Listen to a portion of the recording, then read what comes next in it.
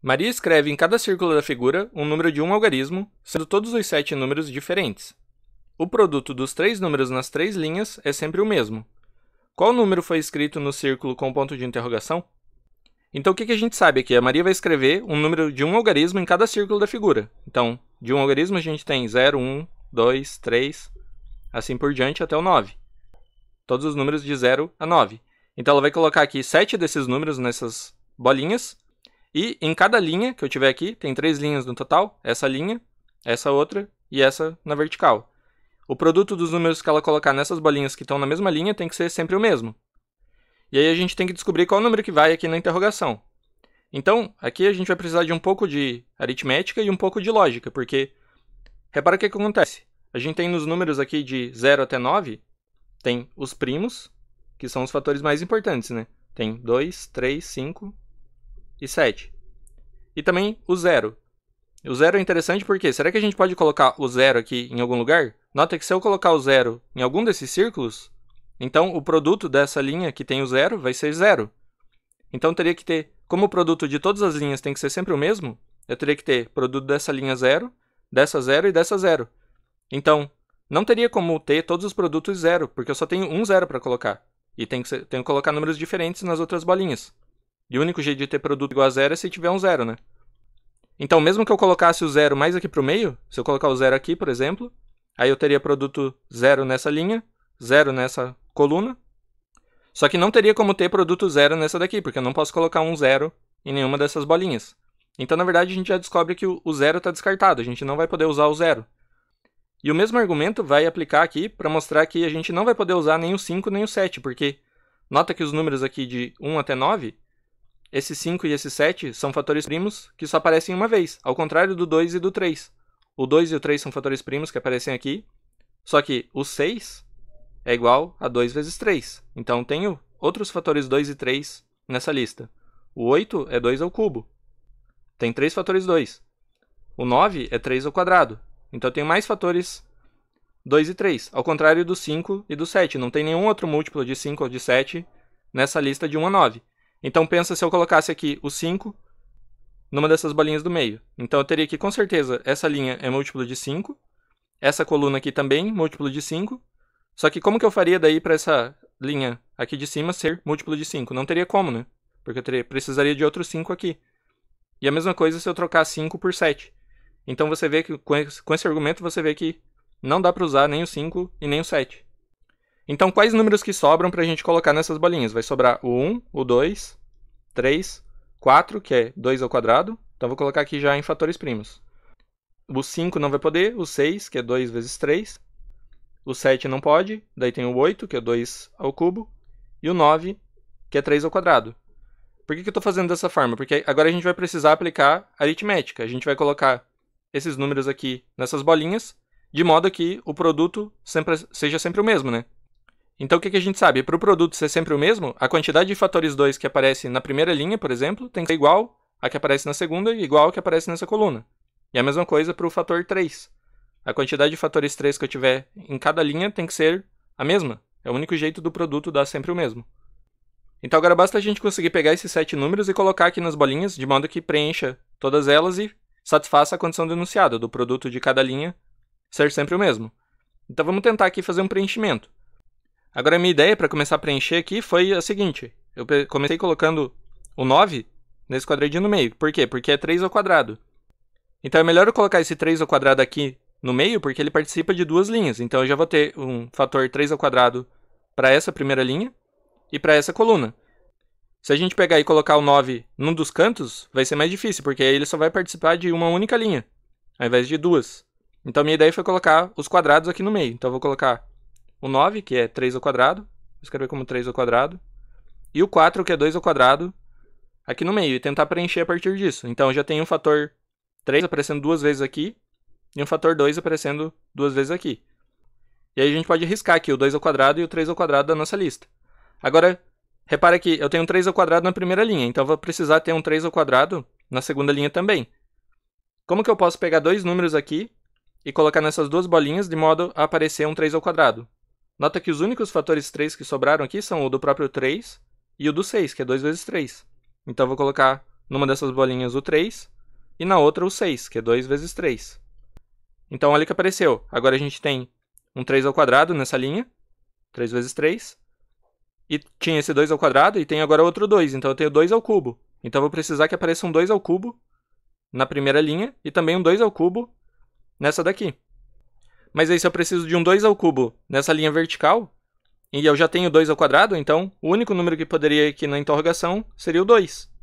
Então vamos ver se esse preenchimento aqui vai satisfazer as condições do enunciado. Se eu colocar o 2 aqui, então tem que riscar o 2. E eu já usei o 2 vezes 3, já usei o 3. E aí sobra o 8 e o 1. Então eu teria um 2 ao cubo para colocar numa dessas e o 1 na outra. Então nota que aqui está fazendo todo sentido, né? Porque eu tenho 2 ao cubo, 3 ao quadrado nessa linha. O produto dá 2 ao cubo vezes 3 ao quadrado. Nessa segunda linha eu tenho também 3 ao quadrado, 2 ao cubo. E nessa aqui do meio eu tenho 3 ao quadrado e 2 ao quadrado vezes 2, 2 ao cubo. Então o produto de todas elas está dando igual. E o número que vai na interrogação tem que ser o 2. Portanto, a resposta aqui vai ser a letra A, 2. Leonardo desenhou uma linha fechada na superfície de uma caixa retangular de papelão e depois desdobrou a caixa. Qual das figuras a seguir não representa a caixa planificada? Então ele diz aqui que o Leonardo desenhou uma linha fechada na superfície. Ou seja, uma linha fechada quer dizer que ela vai andar na superfície da caixa de algum jeito e vai voltar e fechar sobre si mesma.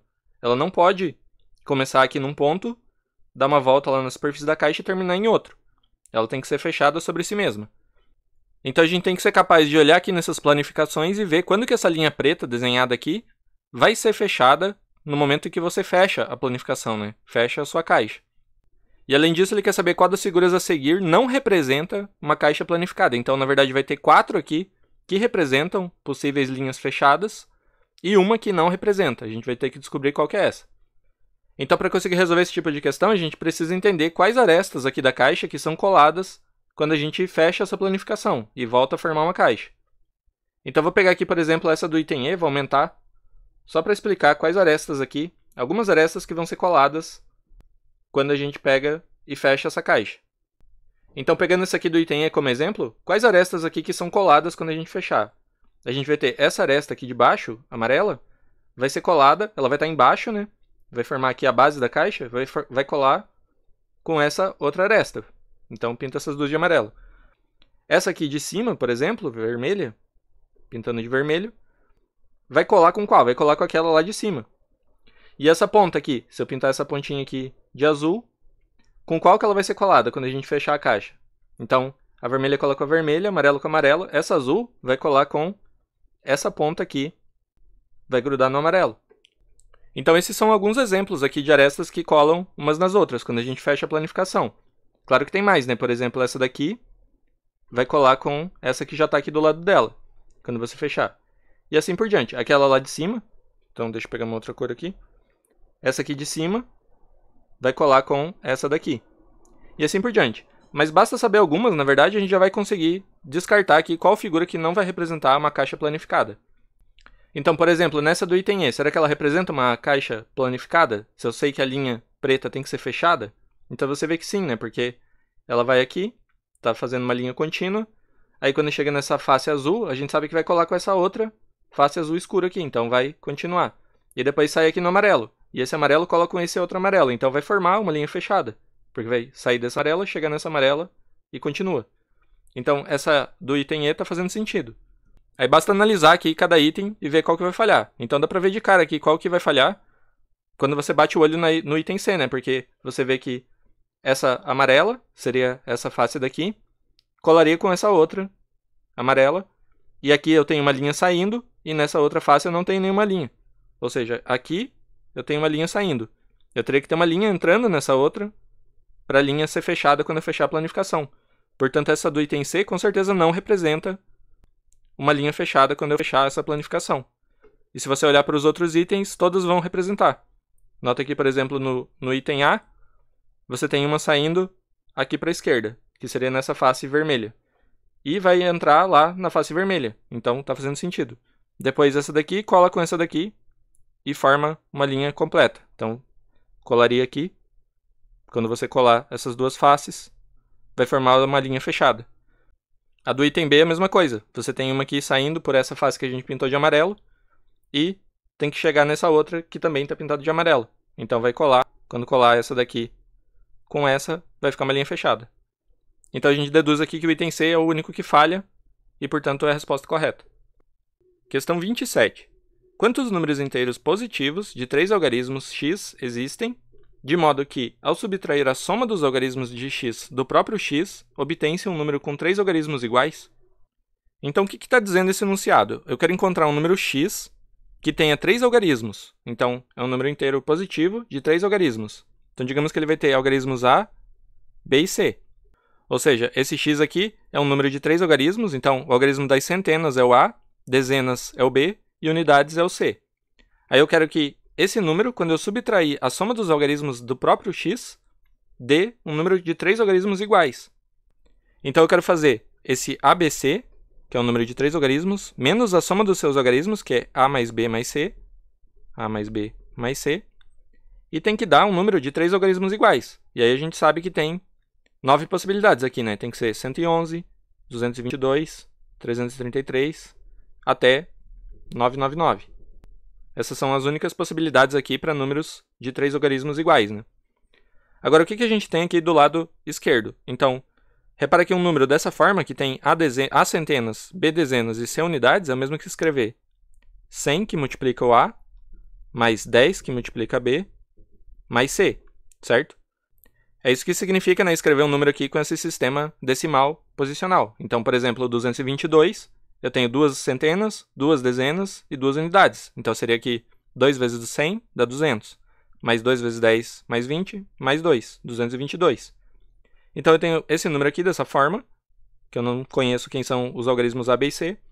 E aí eu vou subtrair essa soma dos algarismos, que é A mais B mais C. Então, vai ficar menos A, menos B, menos C. Então, pelo menos o C vai cancelar, né? Vai ficar C menos C vai dar 0. E aí eu tenho 100A menos A, vai dar 99, que multiplica A. E 10B menos B, então é mais 9B. Então, o que eu tenho aqui? Nota que esse número é múltiplo de 9. A gente tem aqui que eu posso fatorar um 9 aqui, vai ficar 9 vezes 11A mais B, certo? Coloquei aqui o 9 em evidência. Se eu multiplicar 9 vezes 11, dá 99. Então, eu ficaria 99A. E 9 vezes B dá 9B. Então, fazendo essa conta aqui, do nosso número ABC menos a soma dos algarismos dele, a gente obtém um número que, com certeza, é múltiplo de 9. E, além disso, o múltiplo tem que ser da forma 11A mais B. Então, com isso, já consigo excluir aqui vários números dessa nossa lista, que pode ser... A gente tem que obter um número, né, que tem 3 algarismos iguais. O 111 não é múltiplo de 9. Lembra que, para ser múltiplo de 9, a soma dos algarismos tem que ser igual a 9. Então, 111 tem soma dos algarismos 3, né? Não pode ser. 222 é a mesma coisa, não é múltiplo de 9. Esse 333 tem soma dos algarismos 9, então ele é múltiplo de 9. Então, sabendo que nosso número, por um lado, é múltiplo de 9, e por outro, ele tem os 3 algarismos iguais, a gente consegue excluir várias possibilidades, e no final vai sobrar somente 3 possibilidades. Vai ser ou 333, ou 666, ou 999. Por quê? Esses aqui são os únicos que têm soma dos algarismos múltiplo de 9. Esse aqui dá 18, né? Esse 27 e esse 9. Qualquer outro aqui não vai dar. Se você pegar o 444, a soma dos algarismos é 12. 555, a soma é 15. E assim por diante. E agora, o que falta para a gente resolver o problema? Então, a gente quer descobrir aqui quais ABC que eu posso escolher para o nosso número, aqui da forma ABC, de modo que vai valer essa identidade. Então, a gente vai ter 9 vezes o 11A mais B igual a algum desses números. Então, vamos fatorar aqui primeiro cada um desses por 9, né? Porque a gente quer que ele seja da forma 9 vezes 11A mais B. Então, esse aqui é 9 vezes 111. E aí, o 333 é 1/3 desse daqui, né? É o mesmo que 9 vezes o 111 dividido por 3, que dá 37. E o 666, que está aqui no meio, é o mesmo que 9 vezes 2 vezes 37, então dá 74. Então, a gente vai ter essas três opções. Ou o nosso 9 vezes 11A mais B é igual a isso, ou igual a isso, ou igual a isso. Então, a gente tem que igualar aqui. Então, a gente vai ter essas três possibilidades. E esse número aqui, essas possibilidades vão ter que ser da forma 9 vezes 11A mais B. Agora, a gente tem que analisar caso a caso aqui, né? Se for o primeiro caso, então, 9 vezes 11A mais B igual a 9 vezes 37. Então, nesse caso, o 11A mais B, primeiro caso, o 11A mais B tem que ser igual a 37. Então lembra que o A e o B são algarismos aqui. E o A é o algarismo das centenas. Então o A é algum número de 1 até 9. E o B e o C tem que ser números de 0 até 9. Porque são algarismos do nosso número x. Então de que forma que eu posso satisfazer essa equação aqui? Só vai ter uma maneira, que é escolher. Isso aqui implica que A é igual a 3. Porque daí a gente vai ter 11A igual a 33. E aí quanto falta para 37 é B igual a 4. Então essa vai ser a solução aqui. A igual a 3 e B igual a 4. Só que aí tem mais uma sutileza, porque a gente quer contar quantos números inteiros de 3 logaritmos vão satisfazer isso daqui. Aí a gente fez toda essa manipulação algébrica, chegou nessa solução. E cadê o C, né? O C do nosso número, ABC aqui, a gente descobriu que na verdade pode ser qualquer algarismo, de 0 até 9, porque como ele cancelou aqui, né? Ele não está fazendo parte dessa conta. Então, se eu escolher A igual a 3, B igual a 4, então o nosso número x seria algo da forma A igual a 3, 340 e alguma coisa. E o C pode ser qualquer um. Pode ser 0, 1, 2, até 9. Então, qualquer um, o que está dizendo aqui nessa equação, no primeiro caso, é que qualquer um dessa forma aqui, x igual a 340, 341, 342, até o 349, vai satisfazer todas essas equações e vai chegar nesse múltiplo aqui, 9 vezes 11A mais B, vai dar o 333, que tem 3 algarismos iguais. Ou seja, o que eu quero dizer é que qualquer C aqui, então, sendo C igual a 0, 1, 2, até 9, vai satisfazer. Se eu pegar o número 340, 341, 342, qualquer um desses, e subtrair a soma dos seus algarismos, isso vai dar 333, que é um número que tem 3 algarismos iguais. Então, para esse primeiro caso aqui, você vê que tem exatamente 10 números, né? Todos desde o 340 até o 349. Agora, quem que é o segundo caso? O segundo caso é para dar 666, né? Então, a gente precisa que essa conta 9 vezes 11A mais B seja 9 vezes 74. Então, 11A mais B tem que ser 74. Então, fica 11A mais B igual a 74. E aí, como que dá para resolver isso daqui? Se a gente pegar o A igual a 6, vai dar 66, né? Fica faltando 8. Então, isso aqui vai implicar que o A é igual a 6 e o B é igual a 8. Essa vai ser a única possibilidade aqui para A e B sendo algarismos, né? Que, de forma que o 11A mais B dê 74. Se eu pegar A igual a 7, por exemplo, já passa do 74, né? 11 vezes 7 dá 77. E aí, de novo, nesse caso aqui, o nosso x seria um número que tem algarismos 6, 8, né? Para o A e B. Então, é 680 e alguma coisa. E aí, o C é qualquer coisa. Então, o C pode ser 0, 1, 2, até 9. Então, vai ter mais 10 possibilidades aqui. Então, contando esses dois primeiros casos, a gente já tem 20 números. E aí a resposta vai ser letra D, 20, ou letra E, 30. Aí falta o terceiro caso. O terceiro caso é quando? Quando a gente precisar aqui que esse 11A mais B seja 111, né? Porque a gente quer que 9 vezes esse cara dê 9 vezes 111. Então seria 11A mais B igual a 111. Mas lembra que o A e o B são algarismos, então o máximo que o A pode ser é 9, né? E aí se eu tiver 11 vezes 9, se A for 9, que é o máximo que ele pode ser, eu vou ter 99 mais B igual a 111, que é impossível, né? Porque eu tenho que somar 12 aqui para chegar do 99 no 111. E o B é um algarismo, então o B é no máximo 9 também. Então não tem como a gente satisfazer essa equação aqui com algarismos. 11A mais B nunca vai ser 111. Então, para esse terceiro caso, não tem nenhuma solução. A gente não vai encontrar aqui um número de 3 algarismos satisfazendo essa condição. Então, só sobra os dois primeiros casos. E aí, tem 10 escolhas aqui para o primeiro, vai ser 340, 341 até 349. E 10 para o segundo, que vai ser 680 até o 689. Então, a resposta aqui vai ser a letra D. Tem 20 números dessa forma que satisfazem as condições do enunciado.